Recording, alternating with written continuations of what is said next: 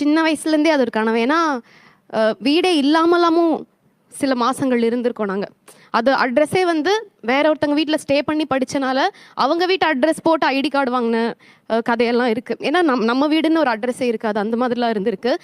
நமக்கு வந்து நல்ல வாடகை வீடு கிடச்சிட்டா சூப்பர்ன்ற நிலைமை தாண்டி இன்றைக்கி நம்மளோட பூமியில் நம்ம இருக்கோம், கீழேருந்து வானம் வரைக்கும் இது நம்மளோட இடம் அப்படின்னு நினச்ச ஒரு வீடு கட்டது ரொம்ப சந்தோஷம்.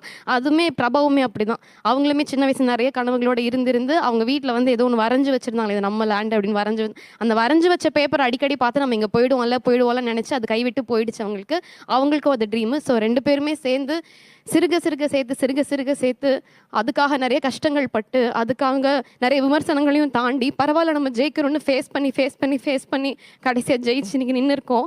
நேற்று தான் கிரகப்பிரவேசம் முடித்தோம். நேற்று நைட் அந்த வீட்டில் தூங்கியே ஆகணும்னு சொன்னாங்க. தூங்கிட்டு இன்னைக்கு காலையில் அப்படியே இந்த ஷோக்கு நாங்கள் காலையில் கிரகப்பிரவேசம் அன்னைக்கு இந்த வீட்டில் தூங்கணுமாங்க.